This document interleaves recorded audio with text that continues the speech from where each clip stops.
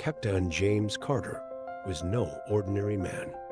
At 48 years old, he was a veteran in the aviation industry with over 20,000 flight hours under his belt and a reputation as one of the best in the field.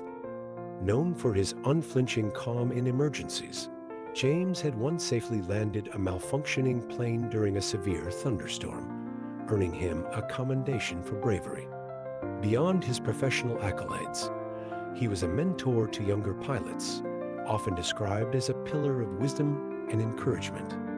A devoted father and a passionate advocate for diversity in aviation, James had also spearheaded programs to help underrepresented groups pursue careers in the skies.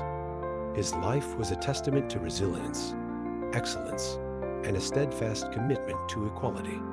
At 48 years old, he had spent nearly half his life in the skies, piloting thousands of flights and earning a reputation as one of the best in the aviation industry. With over 20,000 flight hours under his belt, he was not just a pilot, he was a mentor, a leader, and a beacon of calm even in the most turbulent situations. His uniform, with its gold-striped epaulets and polished wings, was a symbol of trust and professionalism. But today, James wasn't in uniform. He had taken a rare day off to visit his daughter, Maya, who was graduating from college.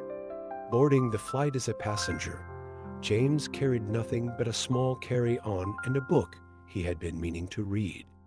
He wore a simple navy blazer, khakis, and loafers, a stark contrast to the commanding figure he usually caught in the cockpit. As James walked down the jet bridge and onto the plane, he greeted the flight attendants with his signature warm smile. He found his seat in the economy cabin. He didn't mind sitting among the passengers when he wasn't working. Flying was his passion, whether he was in the cockpit or not. James settled into his seat, nodding politely to the middle-aged woman sitting next to him. She smiled briefly, but then turned her attention back to her phone.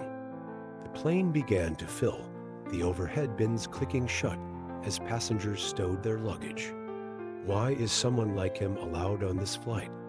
The words sliced through the cabin like a cold wind, leaving an uncomfortable silence in their wake. Nearby passengers froze mid-action, hands stopped flipping through magazines, heads turned cautiously, and murmurs began to ripple across the rows. A mother seated 2 rows back instinctively shielded her young child from the escalating tension, while an older man shook his head in quiet disapproval. The air seemed thick with unease, and the hum of the plane's engines was the only constant in the mounting chaos. The flight attendants exchanged anxious glances, their professionalism struggling to mask their discomfort, as the accusatory voice lingered in the confined space, refusing to fade. The man said, pointing toward the back of the plane, "I'm not comfortable flying with people who don't belong here." The flight attendant, visibly flustered, tried to calm him down. "Sir, everyone on this flight is a paying customer. Please take your seat so we can depart." But the man wasn't backing down. "You don't understand. I have a right to feel safe. People like him don't belong in the air, let alone sitting near me." James could see what was happening from his seat. He didn't need to hear the specifics to understand the situation. The man was gesturing toward a black passenger seated near the front of the economy cabin, a father traveling with his young son. James clenched his jaw, his heart sinking at the display of blatant prejudice. The tension in the cabin was palpable. Passengers exchanged uneasy glances, some murmuring in disapproval, while others avoided eye contact altogether. The flight attendants looked unsure of how to handle the situation. It was then that James unbuckled his seatbelt and stood up. He walked calmly to the front of the plane, his tall frame and confident stride commanding attention. Inside, however, a storm of emotions churned. Anger at the blatant prejudice he had witnessed clashed with a deep resolve to handle the situation with dignity. James took a deep breath, recalling the countless times he had faced turbulence in the cockpit. It was his training to stay composed under pressure that steadied him now. As he approached, He thought of his daughter, Maya, and the world he wanted her to live in, a world where no one had to endure such ignorance. His heart pounded, but his face betrayed none of it, radiating only calm authority. The passengers watched, curious and hopeful, as James approached the man in the suit. "Excuse me," James said, his voice calm but firm. "Is there a problem here?" The man turned to James, his expression a mix of annoyance and indignation. "Who are you?" he asked. James smiled faintly. "Just a passenger like everyone else here. But I've noticed you're making a scene, and I thought I'd step in to see if I could help." "This is none of your business," the man snapped. "I'm just asking for a safe flight." "Is that too much to ask?" James looked at the man for a long moment before replying. "Safety isn't about the color of someone's skin or where they're sitting. It's about trust in the crew, trust in the systems, and trust in each other as human beings." The man opened his mouth to retort, but James raised a hand to stop him. "Let me ask you something. Have you ever met Captain James Carter?" The man blinked, confused. "No, why?" James extended his hand. "Pleased to meet you. I'm Captain James Carter, and I've been flying planes for over 25 years. If you've flown before, there's a good chance I've been in the cockpit. And if I were up there today, I'd trust every person on this plane to be exactly where they are now." The cabin fell silent.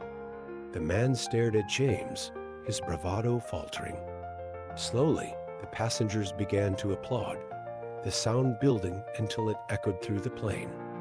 A young woman in the front row wiped away a tear, her hands clapping with fervor as if to make up for the silence of so many moments like this in the past. An elderly man near the aisle gave a nod of approval, his applause deliberate and firm. A teenage boy, initially hesitant, joined in with a sheepish smile, nudging his mother to do the same. The father and son who had been the targets of the outburst exchanged a quiet, relieved glance, their faces a mix of gratitude and exhaustion. The atmosphere in the cabin shifted palpably, the applause becoming a unifying force, a collective rejection of prejudice and an embrace of dignity. As the plane took off, the woman sitting next to James turned to him. "That was incredible," she said. "You didn't have to do that." James smiled, his eyes thoughtful. "We all have to do our part," he replied. "If we don't stand up for each other, who will?" What happened on that flight didn't just stay in the air. Other passengers recorded parts of the incident on their phones, and by the time the plane landed, the story had already gone viral.